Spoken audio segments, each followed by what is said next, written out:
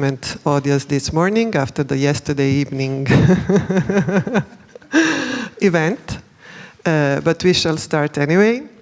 We have really nice 4 presentations this morning. We are in, the first one is Agis Papadopoulos.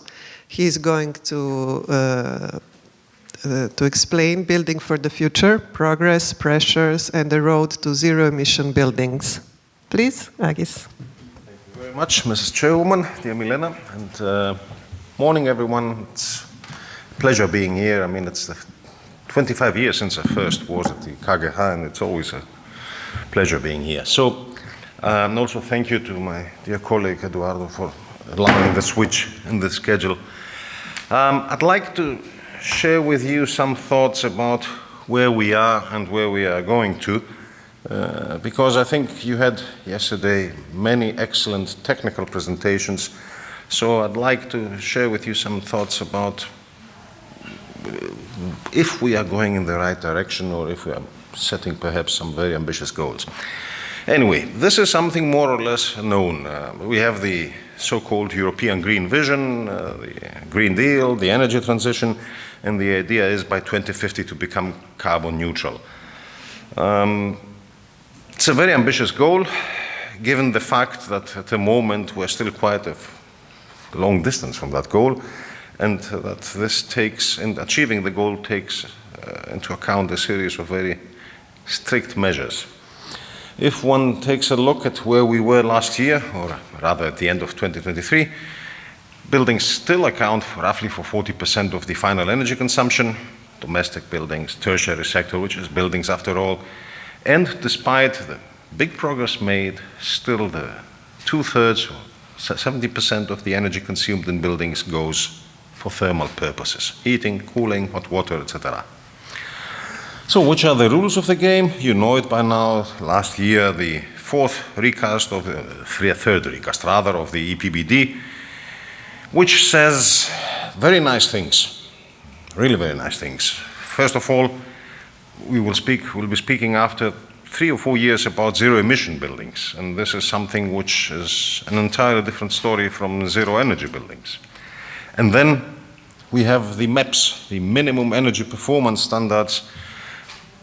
In case this is not exactly very clear, it means that each country, each member state has to upgrade, renovate, improve the worst 16% of its building stock. And this is something which is easier said than done. And then, of course, we need a refined national building renovation plan, which has to be in line with the national energy and climate plan. And this has to be accompanied by a roadmap of how this is going to be achieved. And this is finally has to be implemented also by means of a more comprehensive and more detailed energy performance certificate. In other words, a lot of bureaucratic work will come on that we are already facing. So the question is, and I don't have an answer for that, are we making a quantum leap towards a better future, or is it perhaps a bridge too far? For those of you at my age, this was a splendid film about the disaster at the Arnhem and Nijmegen bridges in the Second World War. Of course, there are good news, and we know that. New buildings are improving over the last 20 years. If you think of what the standard for a new building was in 2000, where we're standing today, the progress has been impressive. This is an example from the typical energy consumption of buildings in Greece. 50 years ago, we had buildings that were happy energy eaters, 300 or 250 kilowatt hours per square meter. Now we are at nearly zero energy buildings. And of course, as we heard yesterday, and you will hear also later on today, we have a plethora of technological tools to address the challenges. Materials, HVAC systems, building automation controls, everything is here. Renewables, of course. The bad news is that our buildings are becoming much more efficient, especially in terms of specific consumption, but we need and we construct more buildings. So in a sense, it doesn't really help if you need less kilowatt hours per square meter if you construct more and more square meters. And whilst in the case of heating, and this is the chart on the left, the overall result is that we have more or less the same consumption in absolute terms as we had 20 years ago, more buildings, more efficient. In the issue of cooling, and this is the picture on the right, the situation is entirely different. Cooling is more efficient, yes, but we didn't need that much air conditioning 30 years ago due to climate change, urbanization, and the usual stuff. So there is a problem that we are facing.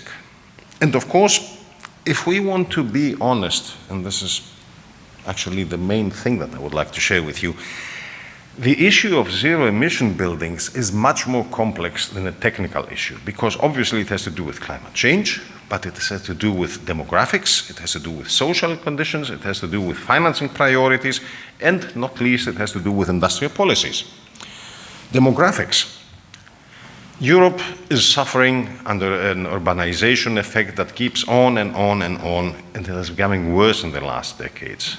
The more people stream into the cities, the more we will face a housing problem. There's no way that we can avoid this problem, which means that the aggregate house pricing will keep on rising in the next years, perhaps at a more modest rate. In the last 10 years, we had an explosion in the price of housing in Europe, but it is a problem. And when the prices of housing goes up, this leaves less room for luxuries like energy efficiency and environmental aspects. Climate change.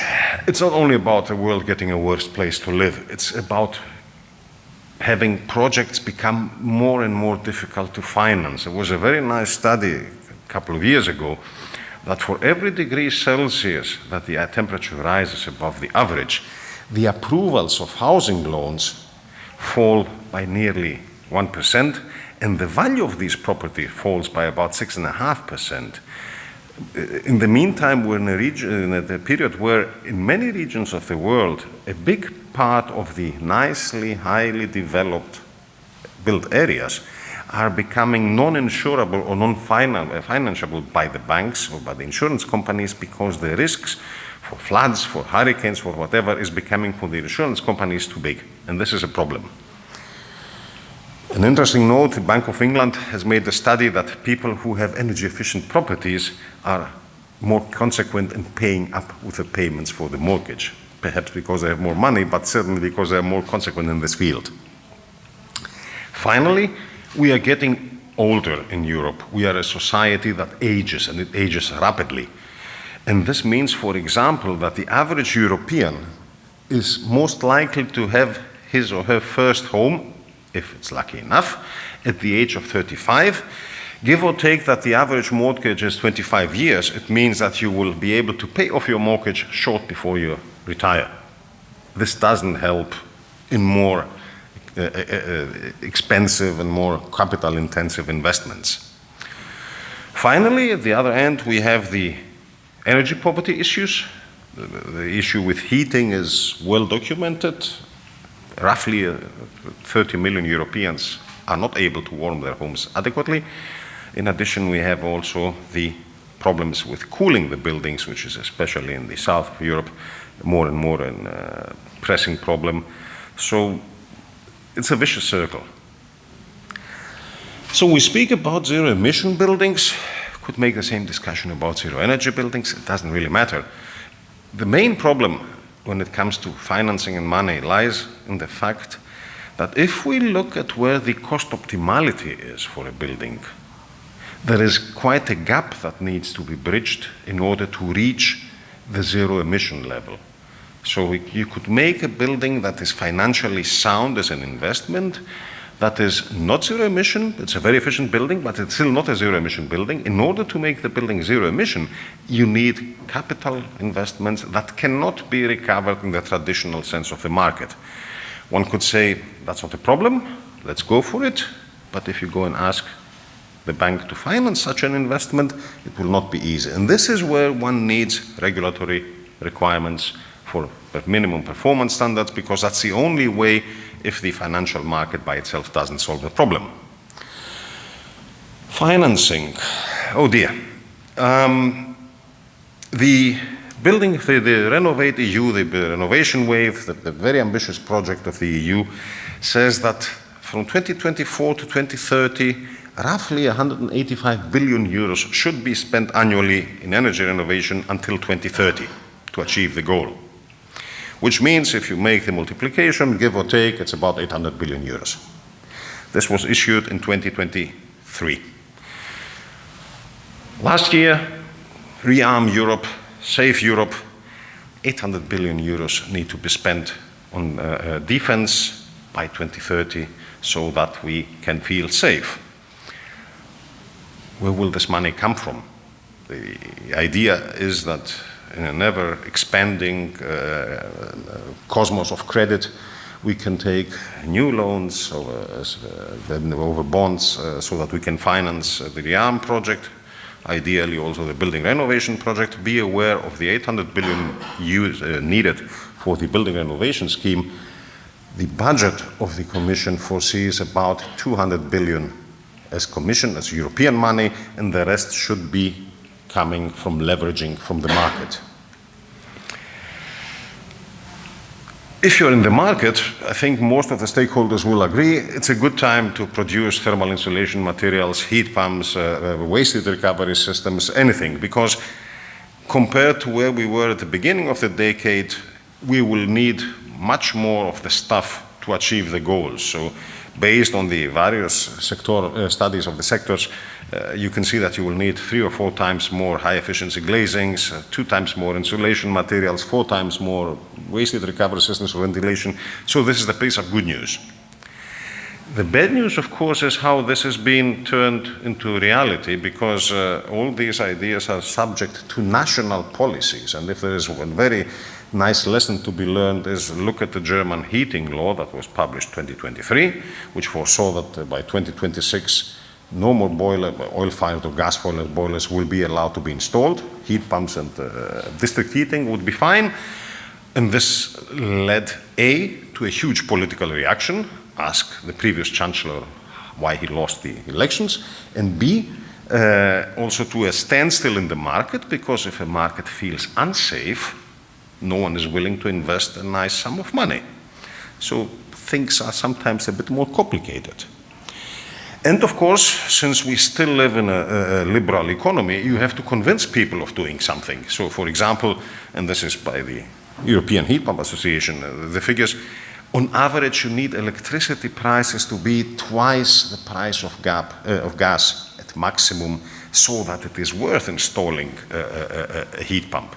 If one cares to look at the fluctuation of the electricity prices in most European countries over the last 3 years, okay, you had the war in the Ukraine, you had the virus crisis. This is not always the case. So before someone is committed to a long-term investment, I'm speaking now mostly of the residential sector, in the commercial buildings it's easy, some preconditions have to apply. Now, let me share with you some thoughts which perhaps might sound a bit heretical, and I use the Greek market as an example. We have roughly 3.8 million residences. About 3 million of them are primary residences, the other are being rented, used on vacation, whatsoever. And about 400,000 non-residential buildings. We have the National Energy and Climate Plan that foresees that by 2030, starting from 2024, 5 million square meters of new buildings will be constructed as zero energy buildings, nearly zero energy buildings.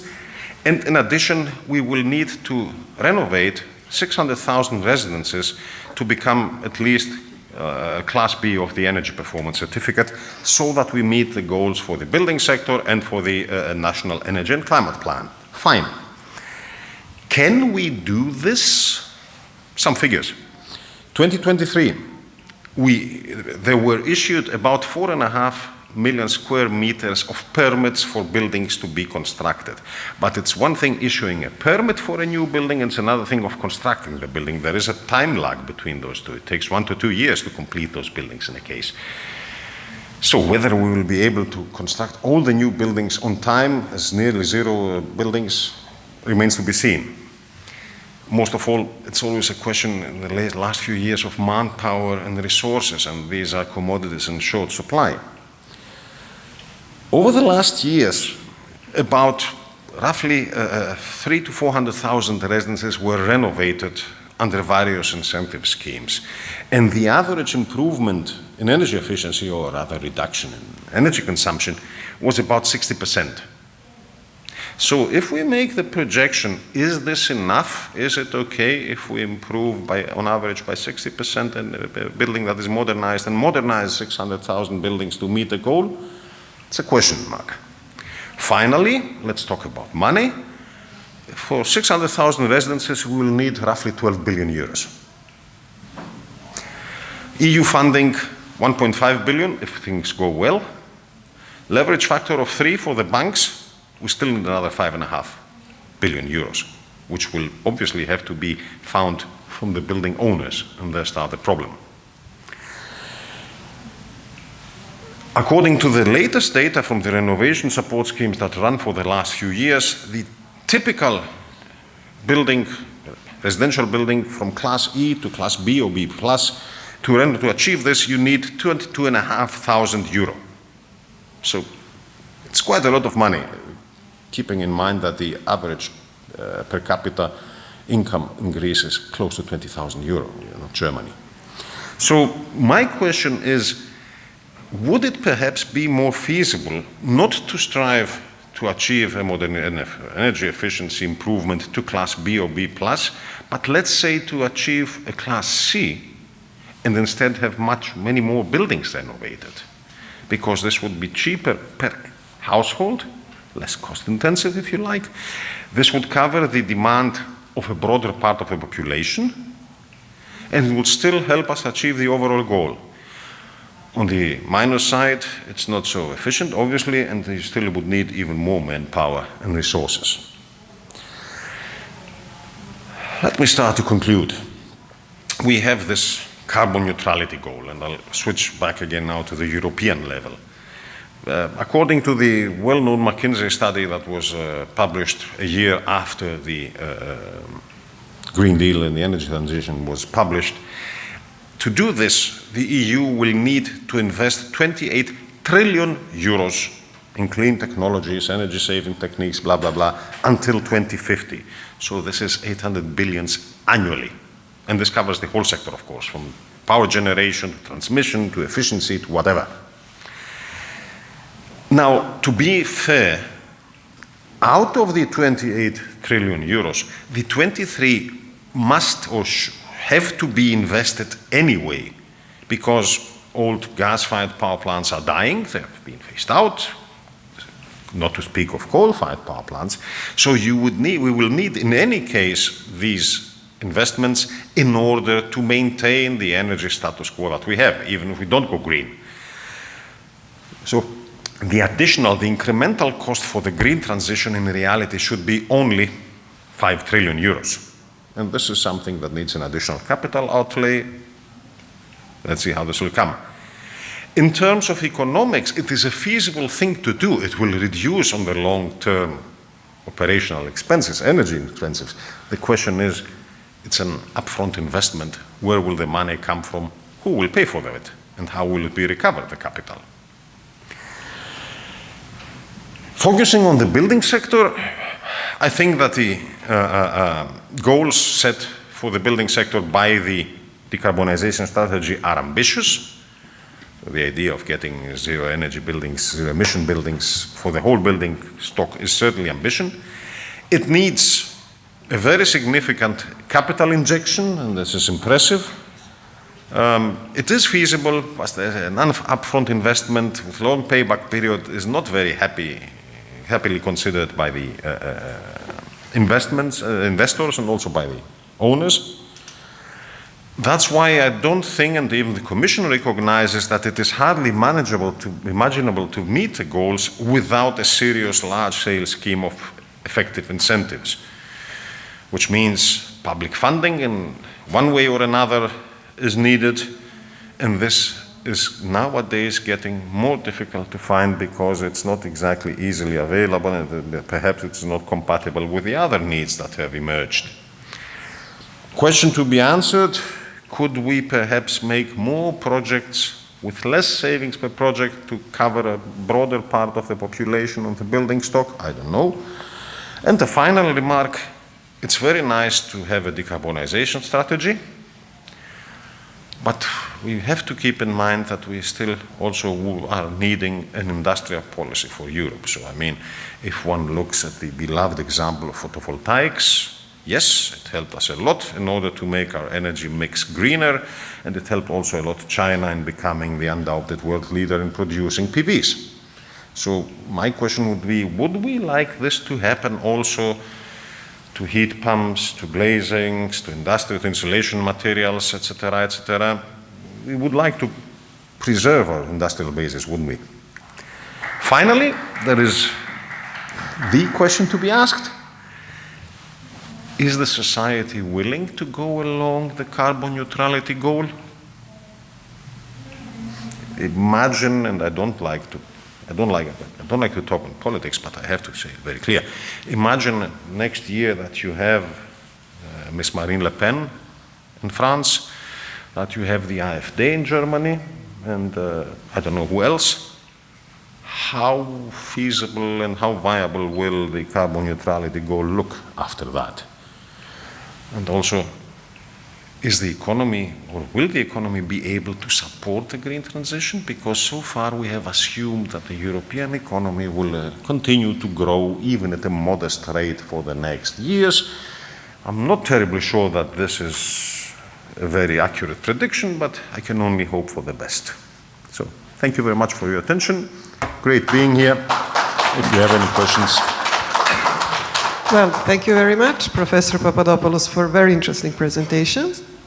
So, do we have any questions? Yes. Well, in a way, I'm very happy that you were first. You saved me a lot of words, and that way I can use my time for other things. But I could almost hear myself when you were speaking, because I share your concerns. And let me just get your idea about something, I'm not going to talk about the possibility of, I mean, we have a goal, carbon neutral by 2050. Let's focus on that. So, what you're saying is right now we cannot afford to go to better buildings, maybe we should do a little bit less. So, how do you figure that the energy passport for the buildings that is being proposed can help from the European DPDD, no? Yeah. Because that will allow us to phase in the investments. And second, isn't there kind of a contradiction? We know our buildings have to be carbon emissions zero, no? By 2050. But what we are building today will require a major renovation to get to that point. Shouldn't we build already emission zero?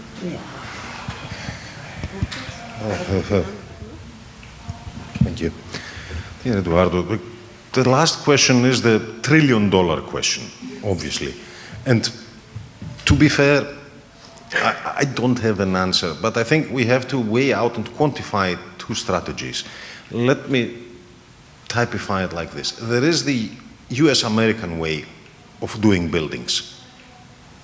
In a very short lifespan, because they know that after 15, and I'm speaking now of the tertiary sector, after 15 years they will tear it down and build something new. And there is the European way of doing buildings. We build them for eternity, and then we start to wonder how can we refurbish them. I'm not sure which is the best strategy. I have been trained for the last 40 years to believe that it makes more sense to build a building on the long run, to think. But yes, then we should change the way in which we build buildings today so that we don't need to spend in 2040 or 2045 half their value in making them more carbon neutral. But this is just a feeling. I don't have figures to quantify, to be honest. Coming to the energy passport, let me answer like this. I think we have a building sector that runs on 2 or 3 levels. So we have the tertiary sector, especially in the urban areas where buildings with a very high environmental performance and indoor environmental quality are appreciated by the market, they are certified, they are glorified, and it is a market that runs by itself more or less. Then we have the high end of the residential sector, which goes more or less in a similar way. And then we have the big part of the residential sector, which is for people with average or below average income, where things are getting a bit more tight. One of the good things, because I don't want to be only negative, of the latest EPBD is that it allows differentiations. And this was one of the main critics that we had discussed in previous conferences for the previous directive. So yes, the energy passport, especially in the first two groups, can be a very nice tool. I would be a bit cautious about how it can be applied when it comes to everyone's typical medium average urban residence, where things are a bit more difficult to address. I mean, Europe's facing a huge housing problem, the cities, we all know that, and this is potentially a big social problem. So trying to put another straw on the camel's back in that direction, I'm not sure that it's the best idea. Thank you. Thank you. Thank you very much. And have a safe trip home. Thank you.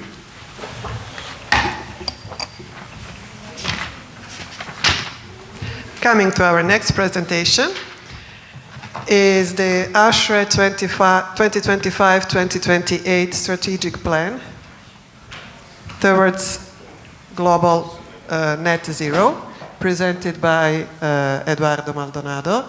We heard speaking a lot about the strategic plan, so finally we are going to see. Thank you. Yes. Thank you, first of all, for the opportunity to come and for the invitation from the organizers. And as I said, I was very glad that you spoke before, because right now when I'll go talk about the European context, and that means DPVD, you already did the job for me, so thank you very much. But just for a little background from you, I say I am, although I am retired, but I am still a professor at the University of Porto. A little bit older, so in Portugal we have this custom that I don't know if it is all over Europe or not, but when we turn 70, they just poof, and so we have to retire, mandatory. So I am retired. But I've been now having more time because I don't have students.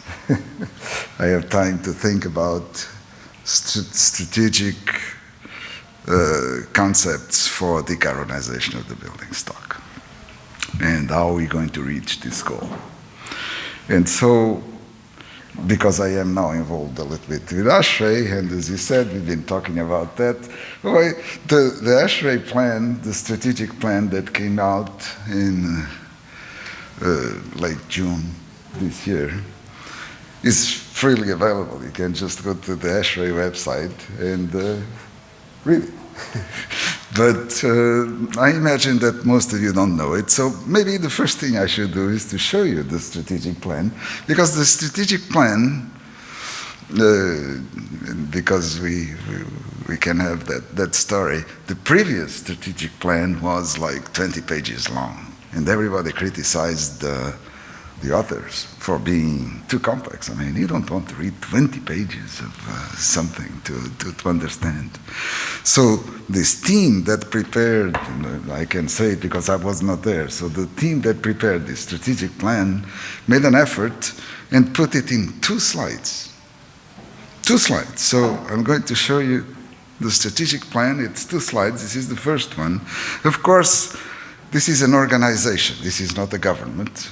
It's not even the European Union or whatever, so ASHRAE cannot legislate, it's just a vision. It's a vision from an engineering stand, not even an architectural stand, but engineering. Yeah, you work on the same. We have to work together, otherwise we will never reach the goal. And of course, many of the strategic plan ideas and the initiatives are towards the association. You'll see then the initiatives, because that's more important. Okay, the mission is a grand phrase: to serve humanity by advancing the arts and sciences of heating, ventilating, air conditioning, refrigeration, and their allied fields. Okay, this is our mission as a society. We offer, ASHRAE offers solutions, visions, and then it's up to the people to implement them.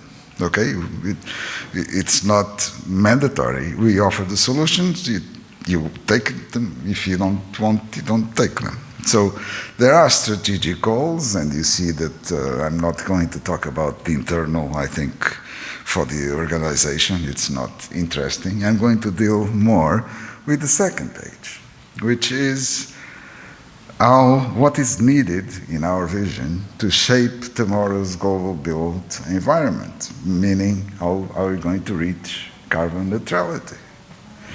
And if you see here about the strategic initiatives in the strategic plan, there are three that are in our business. One of them is internal, I mean organizational agility. I'm not going to talk about that. That's something to do in another circle. Here, I'm going to deal with this. We want to achieve healthy, sustainable, and resilient communities. This is our goal. That's what we as engineers are discussing here, okay? And so you can read, I'm not going to read the exact sentence there, but I would like to draw your attention to the objective. You don't see the word buildings there. You see the word communities. Of course, communities include buildings. And we have to tackle buildings one by one, or in a group. But it's communities. The focus is on communities. I'll come back to the PVD afterwards to make the contrast. And of course, to do this, we have two other problems that ASHRAE is pointing out. We do have lack of workforce. Right now, if you want to do everything that is needed to become a carbon neutral society, we don't have enough trained people, engineers, architects, people that actually build the buildings. We don't have them. We don't have enough HVAC technicians to go take care of all these systems with the proper training. So we need to somehow work on the workforce, and also maybe we don't have all the solutions yet. I'm sure there is still plenty of room for innovation. And so we need to keep abreast of all the developments. And as Connor has been saying lately, we have to work with lemons that we have in our pocket, but maybe we need to improve lemons to oranges that are, I think, a little bit nicer to eat. Sweeter, yes. There are also some bitter oranges, but the oranges are good. This is not a criticism, by the way. This is a complimentary thing. So we do need to take a look at what we need. And after I wrote the paper already, there has been some interesting development. I don't know if you also noticed. This is the strategic plan, by the way. These are the two sheets. You go to the side. This is it. This is the strategic plan. Very well, nicely put. Two very short. Well, they are kind of. There are many ideas.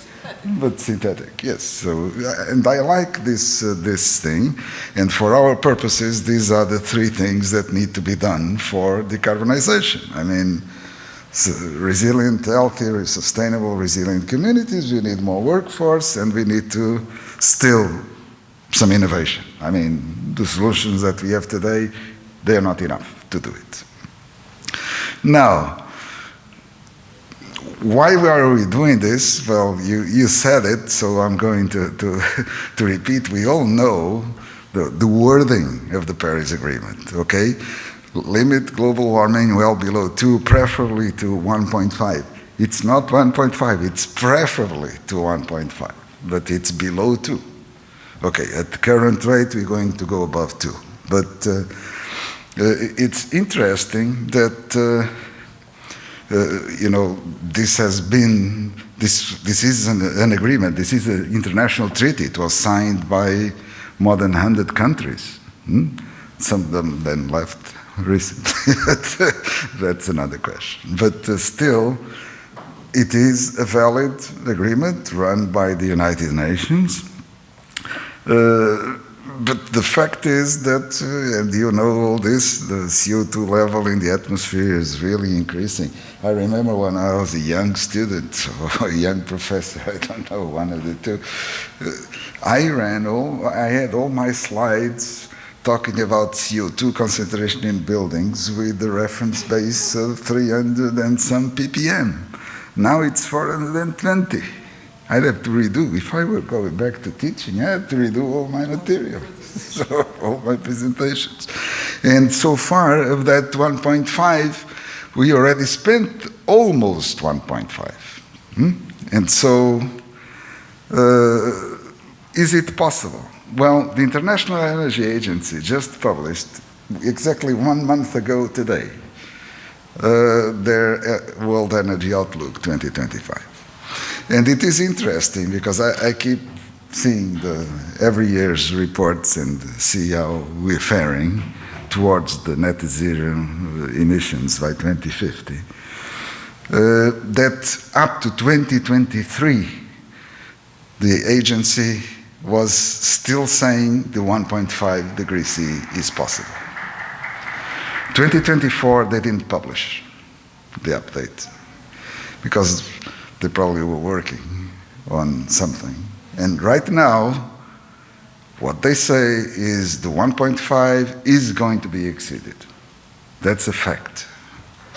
We are going to go over 1.5. And so what they have now is the path towards the back to 1.5, but into a much larger scale. So we now talking 2100, the end of the century. And you see that by 2050, it will go above 1.5 if we do certain things, and if we keep emissions at current, not increasing, at current rate of increase, we will go to 2 degrees C with constant emissions, if we don't increase emissions, by 2100. What is needed for reaching back 1.5? Well, you'll see, I'm not going to go over the details, but you see that we have to increase nuclear capacity, we need to increase renewables capacity, we need to have sustainable fuels rather than fossil fuels, energy productivity has to increase, and we have to reduce also the methane emissions. Meaning, we cannot reach the 1.5 C again unless we have something that requires innovation. Look at the ASHRAE strategic plan, which is carbon capture. We need carbon capture right now to reduce the CO2 in the atmosphere, take it out. But all those techniques right now are quite expensive, still a little bit unreliable. It's not there yet. We need to work on that. No? So this is the current thinking about the climate. And so this is just their vision, and their vision is, if those measures are taken, indeed we will need to decarbonize the building sector by 2050. So that doesn't change anything to our strategy in terms of what we are going to do. But you'll see that between 2050, even a little bit before 2050 and the end of the century, we will have to have negative CO2 inputs to the atmosphere, meaning carbon capture. Okay? And so this is global. It's not, To reach a sum of zero, I don't have to have all components zero. I can have some positives as long as I have negatives to compensate. And so we need to somehow make the community global zero. I don't care if I have a very old building like the ones that you were presenting yesterday, I think, that are not carbon zero, but we, as Europeans, we are not willing to lose our cultural heritage. And so we can have some negative ones, producing emissions, and then we compensate. We find another solution to compensate. And so focusing on renovating every single building to carbon zero, like you were saying, might not be the best solution. We need to look at the global thing. And so I'm not going to go, that's why I said I'm glad that you already talked about the directive. I had the history here, so I'm not going to repeat it again. But you see that we're moving from the nearly zero energy buildings to the zero emissions buildings by 2050. This is a huge step. And it is something that I'm not going to discuss further. You said it, so it's there already. And you see the problems. The problems are the same. Focus areas, renovation, decarbonization, modernization, and financing. So we discussed all those. So thank you very much. As I said, I can say now a few other things that I didn't have time. Now I have a little more time to do something different. But they do make, and this is probably one of my important points, they do make the big step in DPVD about the renovation plans. Because new buildings are easy. You make a regulation and you mandate. You cannot build new unless it is zero emission. Easy. Okay. It will have its challenges, but you can do. You cannot build unless it is emission zero. That's problem solved. What do you do with the millions and millions of buildings that are not emissions free? And so that's where I would share your concerns that maybe we can have a little bit of tolerance in existing buildings and not make them totally emissions free, as long as we have compensating measures that will reduce the total thing. And that's where I think the ASHRAE strategic initiatives compared to the PVD have lots of similarities, but they have key differences. So if I look at similarities first, they both aim at decarbonizing the building sector by 2050. So we are aligned. The view of ASHRAE and the policy of the European Union are the same. They both impose, now it's in the EPDD law, the words, that the buildings should have, even with carbon zero, they should have good environmental quality. Because we need healthy environments. Not just healthy, but also pleasant. It includes lighting and other things. I mean, we don't like to live in a bad place that makes us feel bad or work. So this is good. Also in the EPVD, there is a mention that we need to work on the workforce.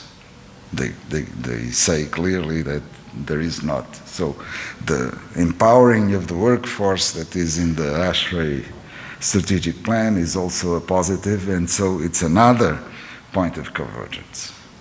Now, where do I see the differences? Well, the first one is that the EPVD is very low-key on two essential elements.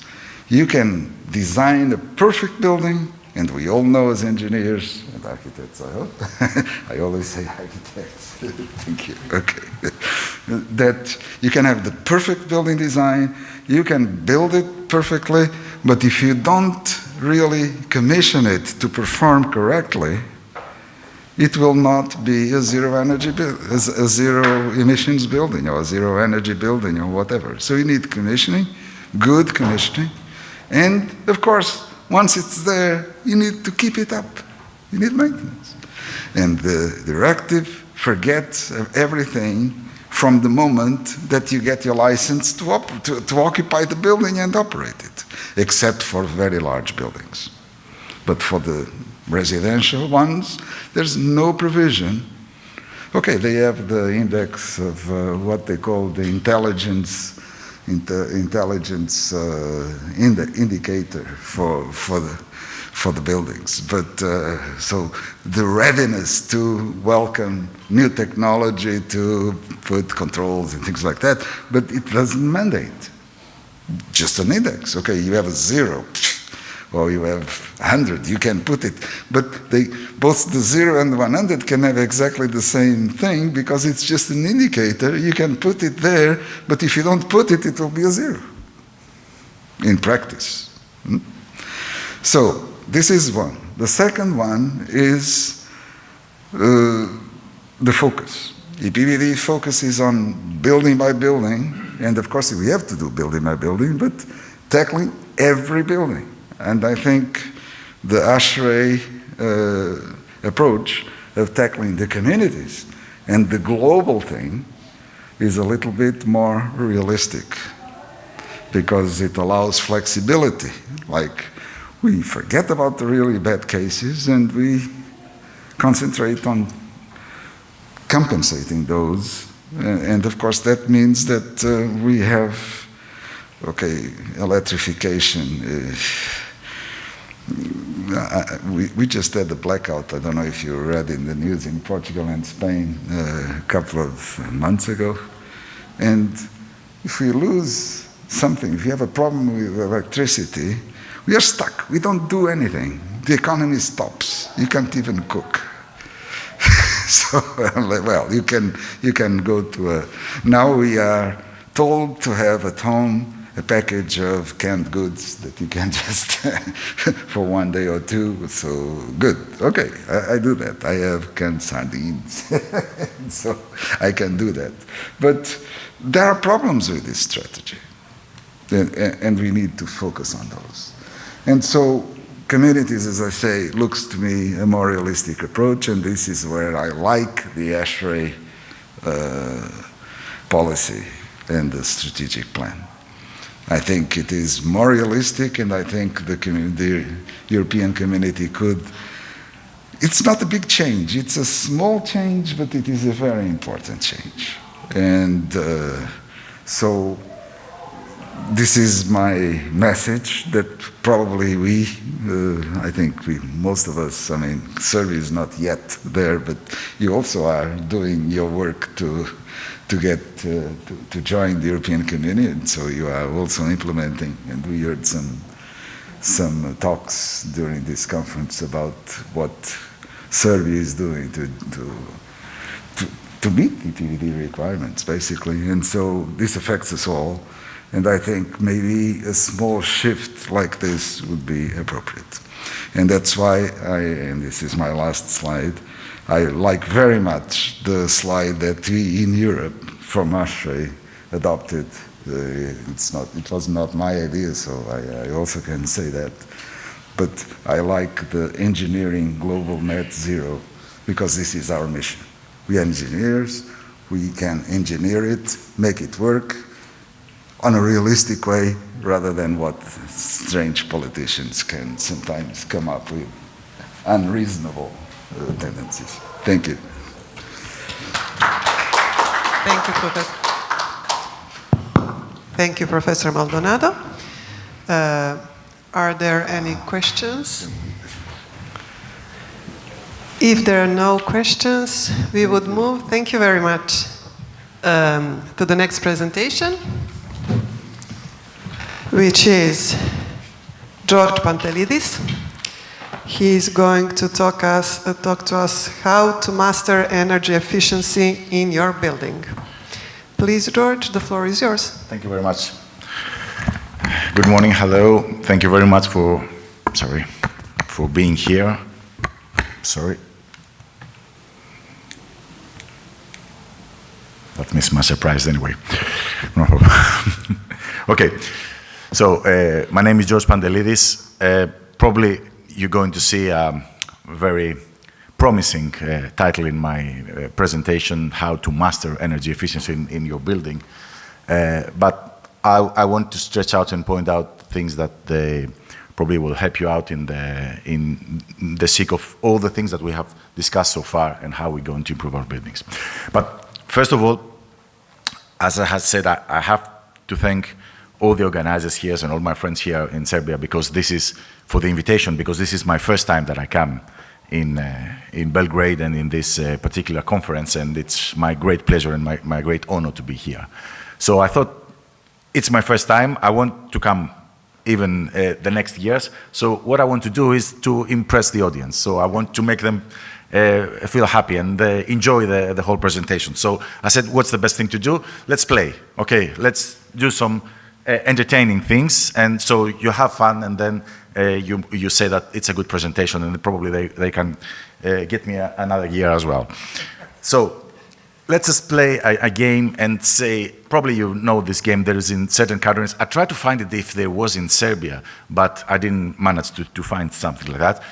It's a game that we ask 100 people, and we try to find out what are their answers to be. So I'm asking and said, that's a hypothetical question. Of course, I didn't find 100 people, but a hypothetical question. We asked 100 people, and we said, what is the best measure for energy efficiency?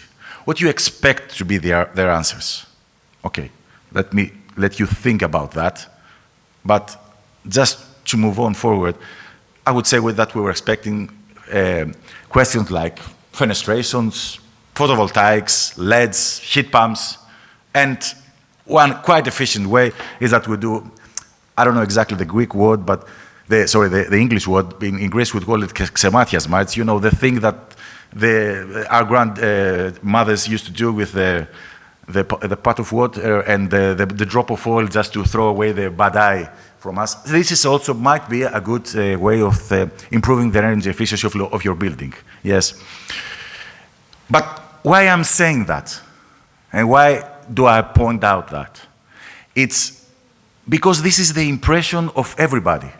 And not just the impression of people, not the impression of the market, the impression of the users of the buildings, but I would say that this is also probably the impression of the engineers. What you are seeing here, and of course there are a lot more things that you can do in your building, there are just tools. There are just means to go to the final target, which is the improvement of energy efficiency. And to do that, you need, of course, all these tools, but just as they are tools, they need also the technician. They need also a good way to use them. So they are not by themselves the only thing that can give us what the target is, which is the energy efficiency. You need to use them correctly.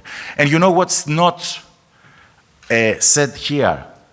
Okay, the best measure for energy efficiency, but for what? For what type of building? In which area? What type of usage? And so on. Because, and this is what I would like to point out in my next slides, is exactly that you are not sure which exactly is the best tool to use unless you focus exactly on the needs of your building. Okay, fenestration I said, and for that I include all building cells and so on. So I want to give you some examples. This is a real example. This is a typical office building. Okay, it's in Greece, so it's not in Belgrade. I didn't have any buildings from Belgrade. But it's a typical building that it was simulated in a simple box model, so not any details or anything like that, just the basic facts, the basic shape of the building, and we want to make an integrative design in order to see what we're going to, are the best measures to do in that particular building. And because as you can see here, cooling, sorry, this is, no, the pointer, oh, there it is, no. Anyway, there's a point. As you can see, the green part, which is the heating, is very small, so I need to scale it down so you can see it even more. So it's a typical office building, so you can see that the heating needs it's in Greece, of course, they're much, much lower than the cooling needs. But also what I would like to point out here is that you can see several different situations.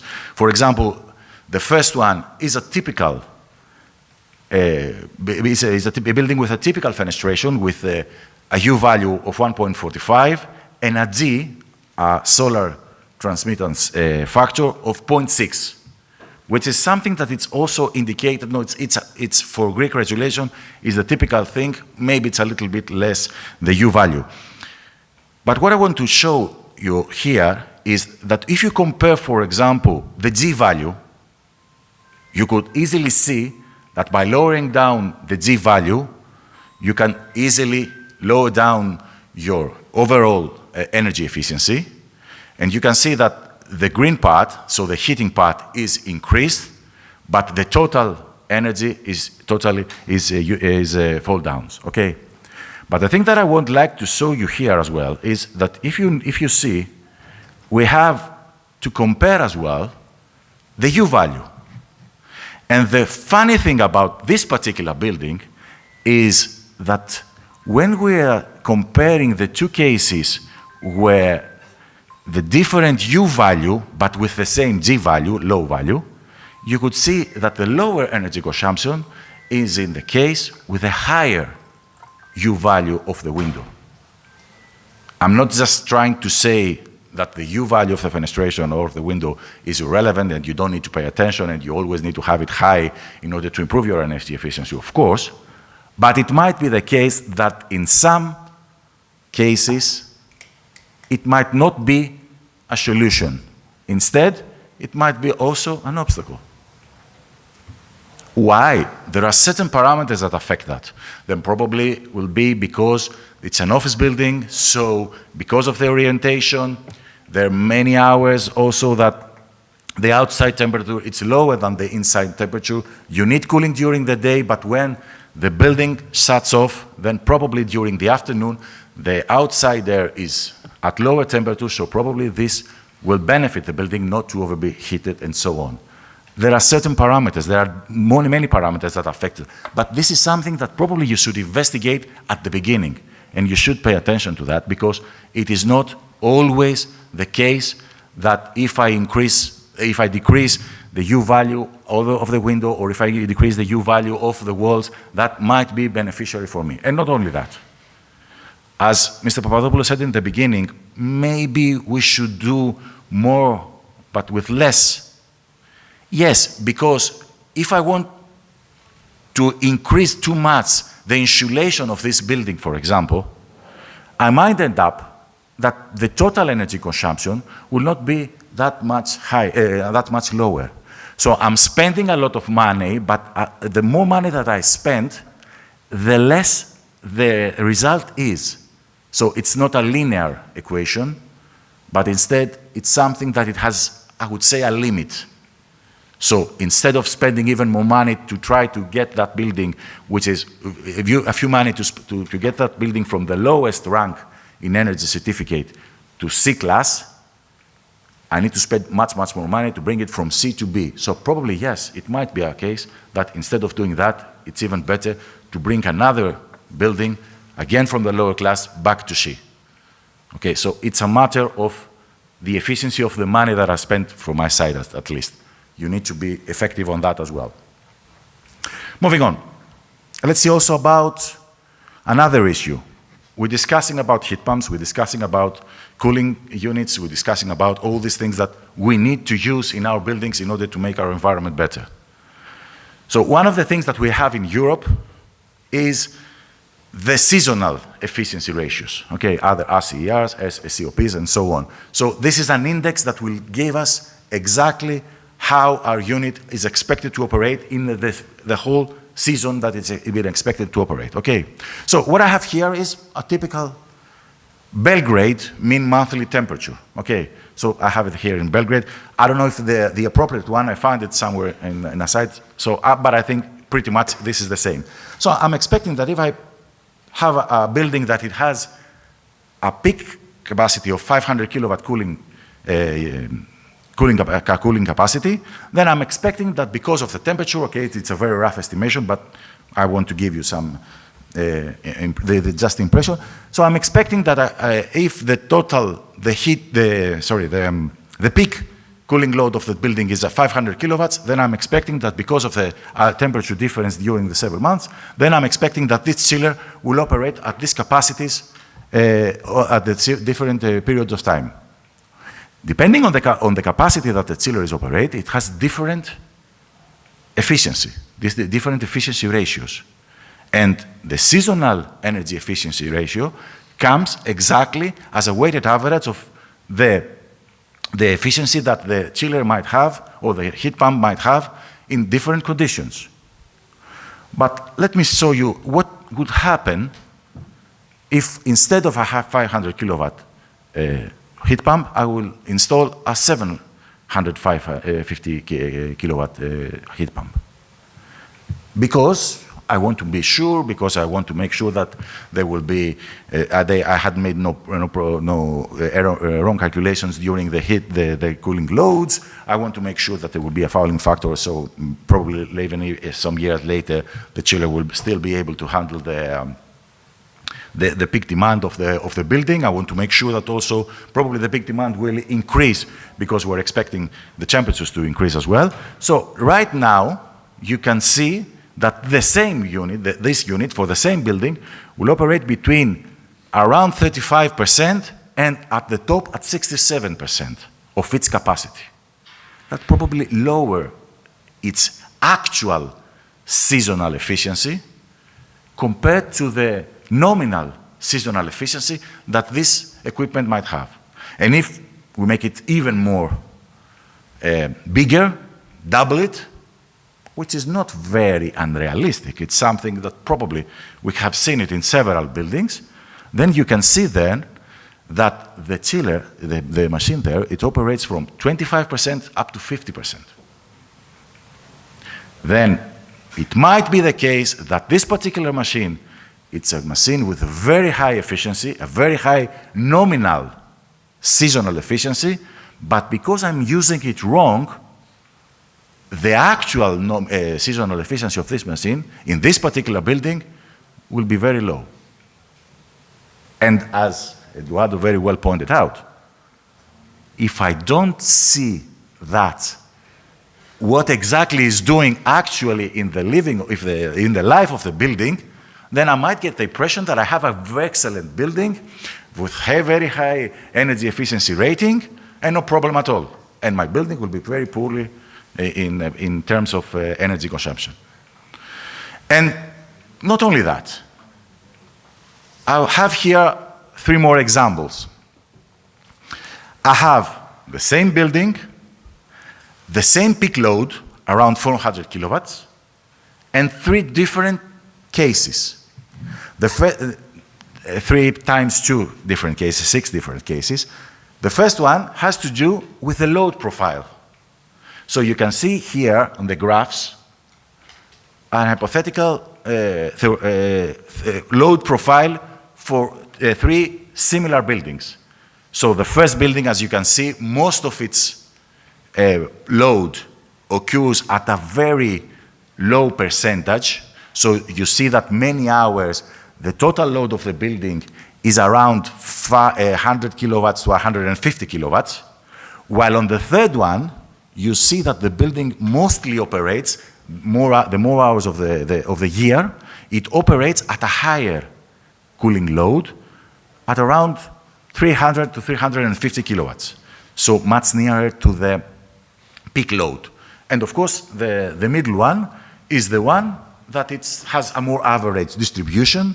So most of the hours that the unit's operating, it's operating around at half its nominal size. And also I have 3 different configurations. The first one is that I'm using just 1 unit, correctly sized, so at its nominal power. The second one is that I divide the required demand at 2 equal units. And the third one is that I divide it into units, but not equal, one smaller one and one bigger one, in order to try and find out the best solution in these cases. And what do I see in the results that they are shown in the matrix below? I'm seeing that it's not always the case that what seems that the third solution might probably be the most optimal. It shows in the case, but you can see that there are cases like the case at the load profile number 3 and the heat pump orientation 2, you see that we see an increase on the base scenario, which is the single chiller. But in order to do that, in order to find out which is the best solution, and also you can see that there are many differences as well in the load consumption as well. Okay, so in order to select and size exactly my equipment on my specific need, I need to investigate exactly what the load should be. I need to investigate exactly what my load profile is, and for this particular load profile, what is the best combination of the machine that I'm going to use. Okay. Another issue. We all say that we need, for our building to operate efficiently, we need to have a building management system. What is a typical building management system? It's a central automation system that makes sure that the equipment operates at exactly how it's supposed to operate, and make sure that it operates on the scenarios and the conditions that the user would like to have that. So it controls the HVAC, the lighting, and all other issues. But we need to be more sophisticated on that. We need to make some adjustments. As a matter of fact, we need to put an E inside that, and not just having a building management system, but having a building energy management system. What that means? It means that I'm not satisfied just if the building operates as it should be, or if the set point it sets at this particular the temperature, it's exactly at the set point that it was designed to be, and I'm happy with that. I need to make sure that by doing that, the energy efficiency of the building stays high. So I need to make sure that I monitor the energy consumption of all the installations, and I want to make sure that all these are operating efficiently, and maybe I need to find out, and I cannot do that during the design, I can only do that in the monitoring phase of the building. So during occupancy, I want to see how the building reacts, how all the installations, HVAC, lighting, ventilation, and so on, reacts with the real building and the real users, and I want to improve that all the time in order to make sure that the energy efficiency of the building is high. So I have to design a building management system, but it also needs to focus in energy, and it's something that it's live, and it should be updated and monitored all the time during the building occupancy. Eduardo said that. That's a good thing that ASHRAE, and one of the things that ASHRAE has differences with EBBD, exactly that it also has a focus on commissioning. Because it's not enough to design a very high efficiency building. I'm designing that. I'm not sure that it is constructed that way. The only tool that can help me make sure of that is the commissioning. I want to make sure that what it was explained in the beginning, what you can see in the first picture and the last one, even the owner doesn't know exactly what he's explaining. He needs just a simple cradle, and he describes something very fancy with flowers and so on. Okay, this is not what he initially wanted. He wanted just a simple thing. But if we don't have the commissioning, we end up with a roller coaster. And roller coasters usually tend to be dangerous. Okay, and this has to be also the case with my building. So yes, I can design the building, I can do it properly, I can do it in a very efficient way, but I need to make sure that it is constructed like that, and more important as well, it is also used as it was supposed to be used, and I'm monitoring the efficiency of the building all the time. Okay, so we need to have an evolution. We need to change. That's my opinion. We need to change of the way of thinking, because so far, and I still believe that we're still doing that, we design our buildings based on the peak demands. We are focusing on the kilowatts, on the power that we need. And we need to change that, and we need to add at the end.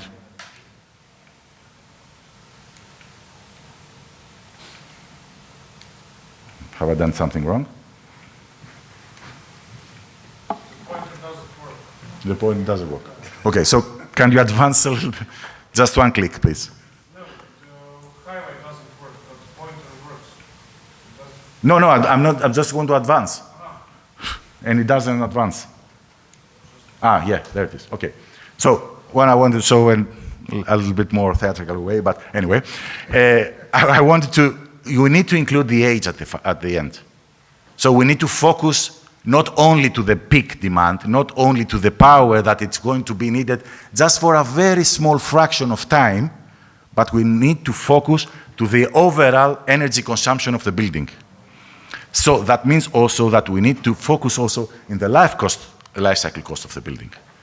Because we are focusing on the construction cost, which is something that it's a very low percentage of the total life cycle building cost.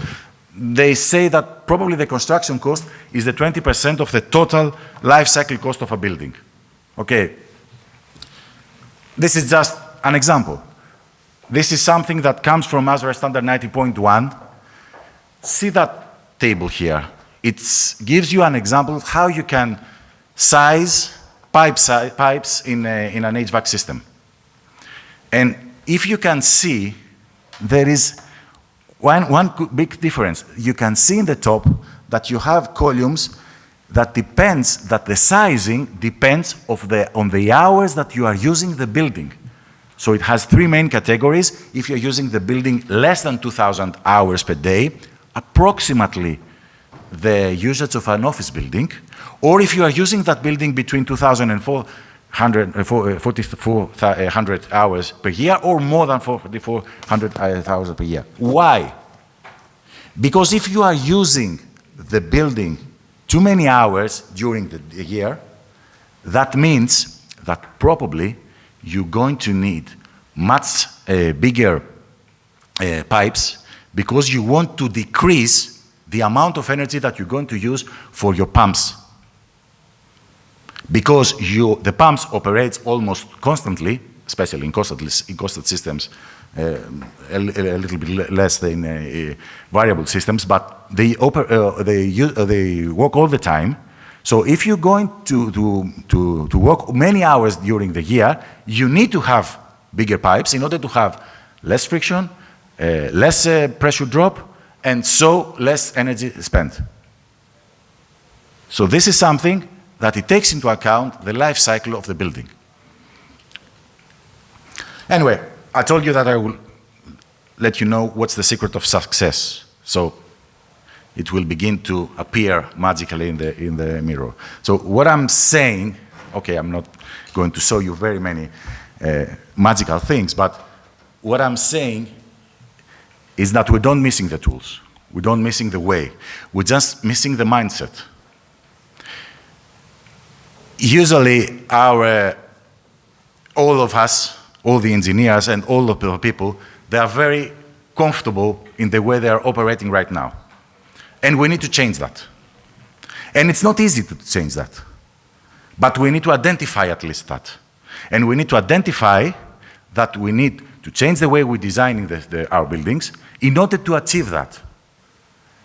We know exactly what to do, but it's not easy for us to do. So we have to change our minds. That's the thing that I'm saying, it's the secret of success. Because, you know, we need to innovate in order to achieve that. And innovation is not only to do different things, but also it is to do things differently. This is also an innovation. Thank you very much. Thank you very much, Mr. Pantelidis. It was a very nice presentation, and I strongly believe you will receive your invitation for next year. Due to the shortage of time, I will not ask if there are any questions. If there are any questions, you can ask directly to Mr. Pantelidis privately. So thank you again very much. It was very interesting. This is the certificate of participation, and see you later. And the final presentation of this session, and I will ask you to keep it short, please, is Vladan Jovanovic. And he's going to speak about the assessment of future heating needs of a primary school in Niš using CMIP 6 climate models for 2050 and 2080. So Vladan, the floor is yours. Thank you. Hello for everyone. This study analyzes the future heating needs of elementary school building in Niš, and using project weather data in APV format for the years 2050 and 2080. The weather data were generated based on climate models from CMEP database and including the following models: CNRAM, ECR and ECR3 vegetation.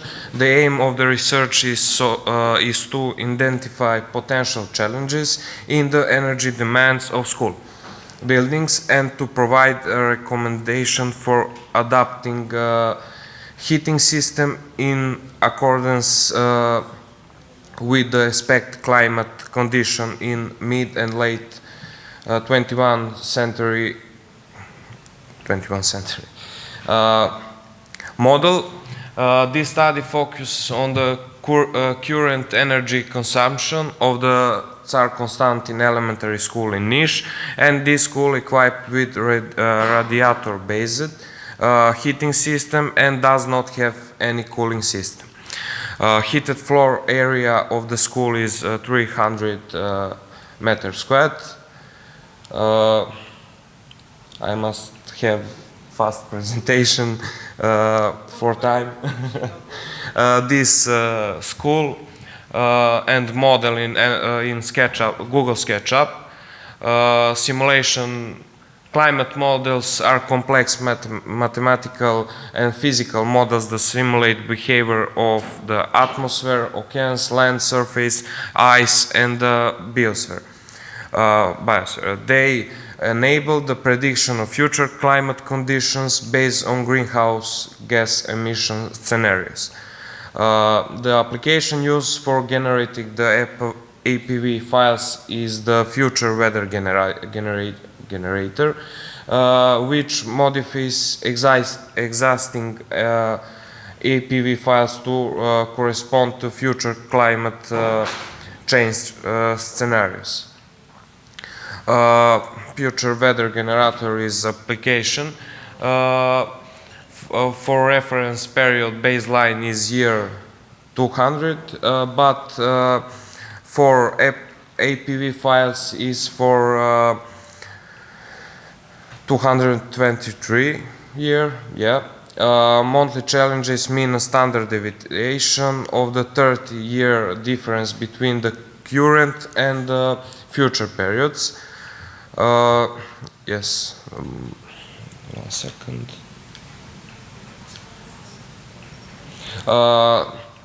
This CMIP which scenarios are used combined socioeconomic development, energy consumption, greenhouse gas emissions, and climate change. This is the method for APV files.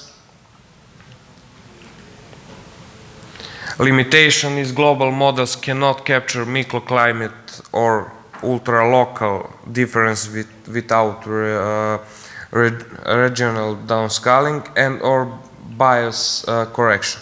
Simulation of extreme events. Global model alone is usually simulation were carried out using the current APV file for Niš in Energy Plus. The predicted APV files correspond the following scenarios: CCP 126, 245, 370, and 585. This is the results for future weather generator. In this diagram we have high oscillating temperature for 1 year. In this picture is characteristic for summer periods in 12 hours before peak and 12 hours after peak. And for winter design day, after we have for another scenarios for 2018 year.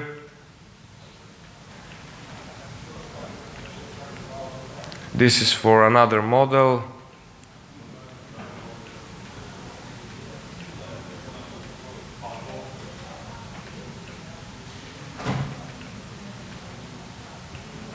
And this is the results. Simulation using available APV files for the year 2023. Yield and energy consumption is for today is 141 kilowatts hour per meter squared for the heating floor area. For another model, we see more or less consumption, but it's for heating. We have a problem because high temperature hours is too high for another model and for another year, and we have problem with cooling in a month where when we have school year. Today we don't have problem because we don't have school time for the summer periods and when have high temperature. And for discussion we have large difference between models. Ambient trend towards 2018, annual energy based on model projection, annual consumption currently varies from 167 megawatt hours to 377 megawatt hours for the entire building, and another energy efficiency and insulation. Given such large difference, investment in improved thermal insulation and control system, but we must include cooling system in school. And for conclusion, do not rely on a single model, use ensemble approach, apply bias correction and local downscaling, introduce sensitivity analysis in the study, consider transition from fixed radiators to move flexible efficient systems, and use multiply APV files from the past 5 years and compare challenge with those predicted by the future scenarios. Sorry, but fast presentation because we have another panel for 1 minute. Yes. Yes. Thank you. Thank you. You were really 5 minutes. You were great.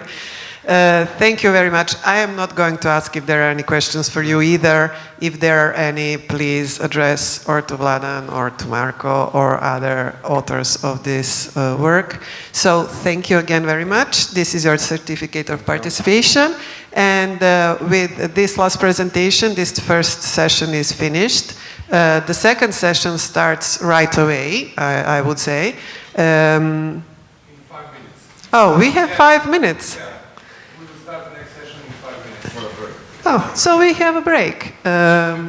I would like also to thank Eduardo Maldonado and Milovan Kotur for being in this session with me this morning, although I didn't let them say almost anything.